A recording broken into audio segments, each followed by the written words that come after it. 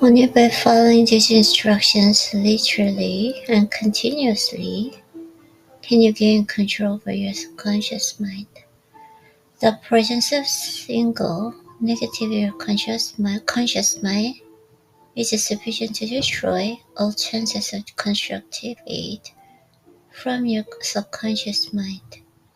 If you're an observing person, you must have noticed that most people resort to prayer only after everything else had failed, or else they pray by a ritual meaningless words. And because it is fact that most people you pray do so only after everything else has failed. They go prayer with their minds filled with fear and doubt, which are the emotions the subconscious mind acts upon and passes on to infinite intelligence. Likewise, that is the emotion which infinite intelligence receives and acts upon. If you pray for a thing but have fear as you pray that you may not receive it, or that your prayer will not be acted upon by infinite intelligence, your prayer will have been in vain. Prayer does sometimes result in a realization of the depth for which one prays. If you have ever had the experience of receiving that for which you prayed, go back in your memory and recall your actual state of mind while you are praying, and you will know for sure that the theory here described is more than a theory. The time will come when the schools and educational instructions of the country will teach the science of prayer. Moreover, then prayer may be and will be reduced to the science. When that time comes, it will come as soon as mankind is ready for it and demands it. No one will approach the universal mind in the state of fear, for the very good reason that there will be no such emotion as fear. Ignorance, superstition, and false teaching will have disappeared, and the man will have attained his true status as a child of infinite intelligence. A few have already attained this blessing. If you believe this prophecy is far-fetched, take a look at the human race in retrospect. Less than 100 years ago, men believed the lighting to be evidence of the wrath of God and feared it. Now, thanks to the power of faith, men have harnessed the lighting and made it turn the wheels of industry. Much less than 100 years ago, men believed the space between our planets to be nothing but a great void and stretch out then nothingness. Now, thanks to this same power of faith, men know the far from being either dead or void, okay? What reason have men to believe that this same manner does not connect every human brain with the infinite intelligence? There are no toll gates between a finite mind of man and the infinite intelligence. The communication costs nothing except patience, faith, persistence, understanding, and a sincere desire to communicate. Moreover, the approach can be made only by the individual himself. Paid prayers are worthless. Infinite intelligence does no business by proxy. You either go direct or you do not communicate. You may buy prayer books and repeat them until the day of your doom without avail. Those which you wish to communicate in infinite intelligence must undergo transformation, such as can be given only through your own subconscious mind. The method by which you may communicate with infinite intelligence is very similar to that through which the vibration of sounds is communicated by radio. If you understand the working principle of radio, you of course know that sound cannot be communicated through the ether until it has been stepped up. Okay, it's all like the brain thinking grow rich. I don't think.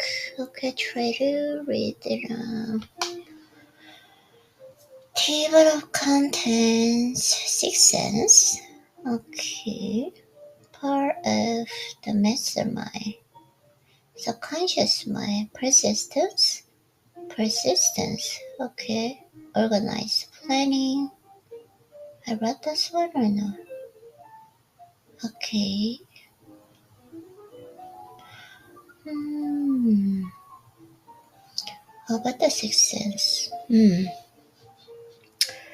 The Sixth Sense, the door to temporal wisdom, the 13th step toward riches. The 13th principle is known as the Sixth Sense, through which infinite touches me, and the will communicate voluntarily, without any effort for, or demands by, the individual. This principle is the apex of philosophy. It can be assimilated, understood, and applied only by first mastering the other 12 principles. The sixth sense is the portion of subconscious mind which has been referred to as creative imagination. It has also been referred to as a receiving set through which ideas, plans, and thoughts flash into the mind. The flashes are sometimes called hunches and inspiration. The sixth sense defies description. It cannot be described to a person who has not mastered the other principles of philosophy, because such a person has no knowledge, has no experience with which the sixth sense may be compared. Hmm. Understanding of the sixth sense comes only with meditation to remind the development from within. The sixth sense probably is the medium of the contact between the infinite, finite mind and the many infinite intelligence, and for this reason, it is a mixture of personal, mental, and spiritual. It is believed to be the point at which the mind of man contacts the universal mind. After you have mastered the principles described in this book, it will be prepared to accept as a truth as a statement which may otherwise be incredible to you, namely, through the aid of a sixth sense, you will be warned of impending dangers in time to avoid them, and notified of opportunities in time to embrace them. There comes to your aid, and to your bidding, with the development of sixth sense and guardian angel who will open to you at all times restore the temple of wisdom. Okay, whether or not this is a statement of truth, you will never know except by following the instructions described in the page of this book or some similar method of procedure. The author is not a believer in nor an advocate of miracles for the reason that he has enough knowledge of nature to understand the nature never never deviates from the established law. Some of our laws are so incomprehensible that they produce what appears to be miracles.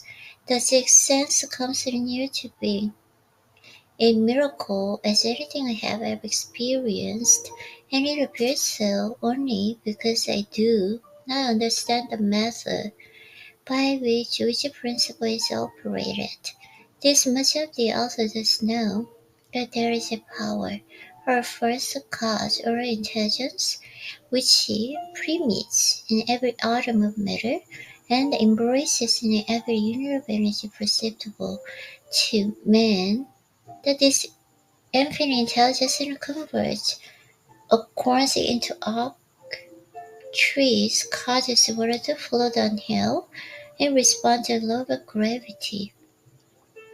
Follows night with day and winter with summer, each maintaining its proper place in relationship to the other. This intelligence may, through the principles of the philosophy, be induced to aid in transmuting desires into concrete or material form. The author has this knowledge because he has experimented with it and has experienced it. Step by step, through the preceding chapters, you have been led to this, the last principle. If you have mastered each of the preceding principles, you are now prepared to accept without being skeptical.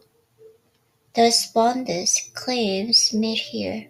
If you have not mastered the other principles, you must do so before you may determine definitely whether or not claims made in this chapter are fact or fiction.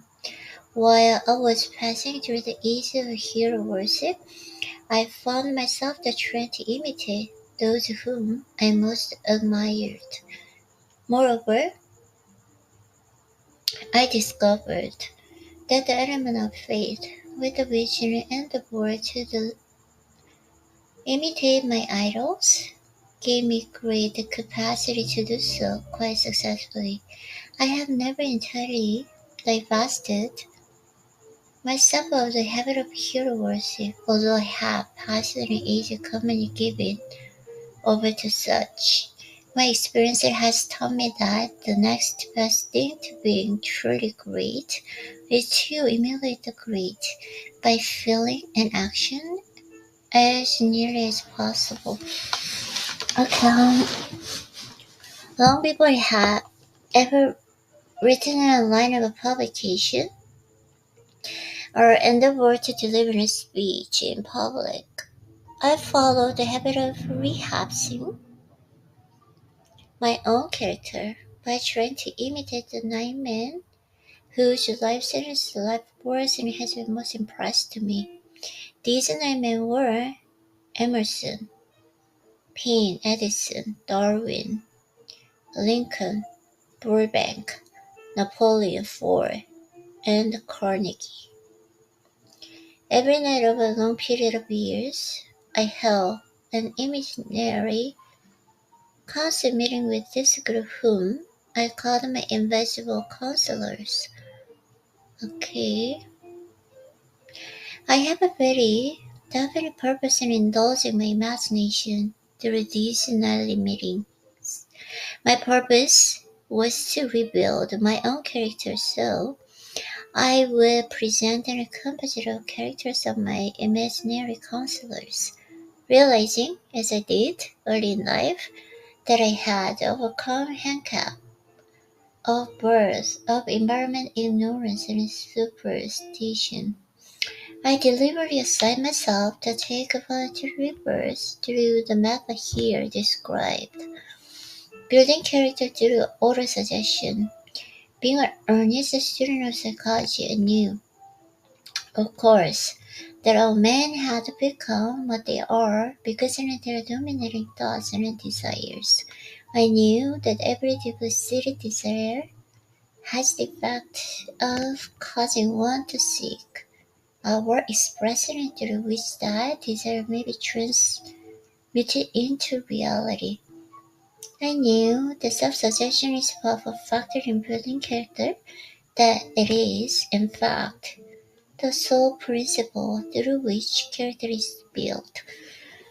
Okay, I think I don't like this book. I think I should have written another book to read. Okay, so I read. Okay.